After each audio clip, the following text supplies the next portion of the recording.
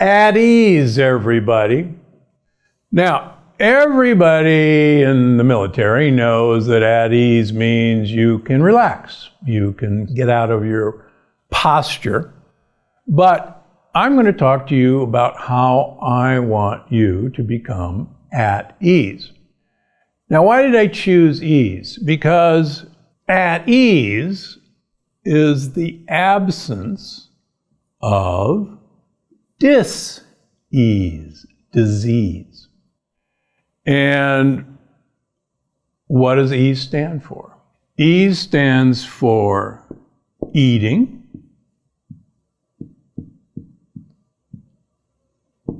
any guesses? Attitude,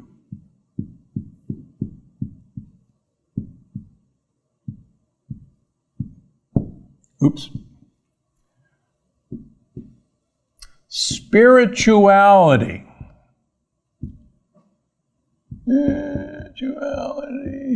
Sorry, I'm writing fast. And exercise.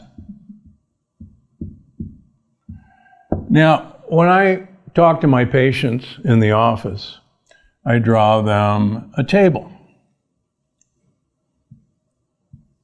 And the table has 4 legs. And the table will only stand up as long as it has 4 legs. There are 4 legs at ease. You lose 1 leg, regardless of how good those other 3 legs are, the table will fall over. And what I've found in studying super long-lived people and super long-lived societies, the reason they do so well is they have a fabulous balance between eating, attitude, spirituality, and exercise. Eating, if you're following me, you know I don't have to speak a whole lot about this. But the eating practices of long-lived people, no matter where they are in the world, are actually remarkably similar. But one of the things that most of these long-lived people share is they usually eat for a long period of time, and they usually eat together. And one of the things that most of us now realize in our society is we don't eat together very much anymore. And if we eat together, it's for, okay, I just crammed down whatever you gave me and I'm going to go do something else. Bye. So eating together is a standard practice of producing ease. Attitude, basically, I describe super old people, and I met one actually this past week, and we were talking about how they got to be so old. And I use the expression pessimistic optimism. Now that sounds kind of crazy, but people who get to a very ripe old age know that bad things will happen to them invariably. So when bad things happen to them, they have the ability to shrug their shoulders and go, yeah, I anticipated something bad was going to happen to me. It's going to happen to me several times during my life, maybe every week. It really doesn't matter to me. It doesn't change my outlook on life. It's going to be okay.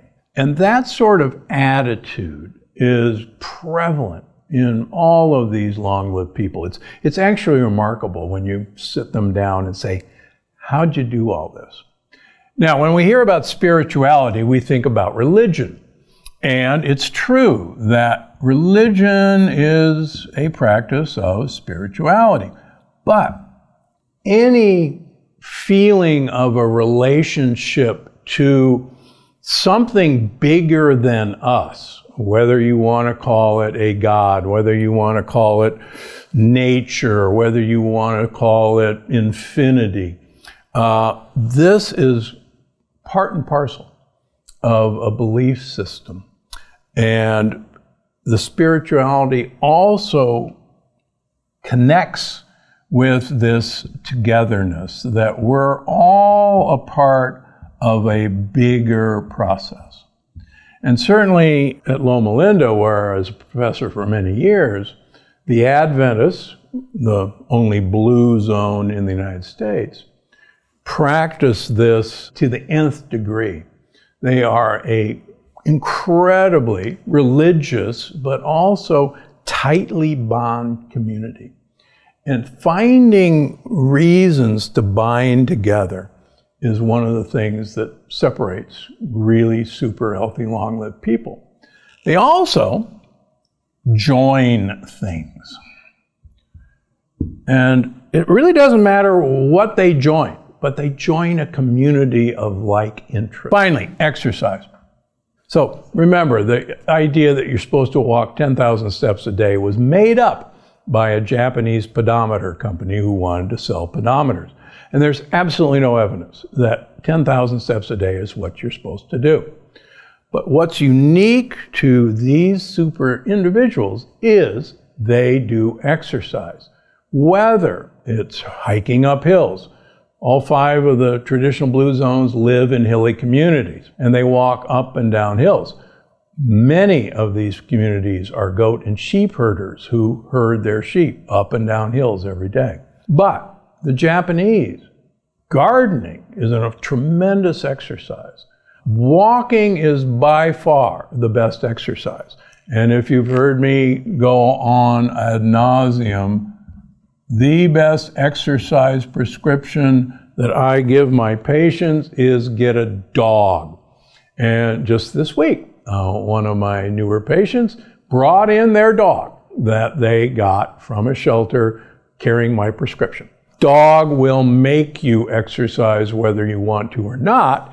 And the great thing about a dog is it will produce togetherness because you will talk to other dog owners, and while your dog sniffs the other dog's butt, you can sniff your neighbor's butt. And your dog will change your attitude.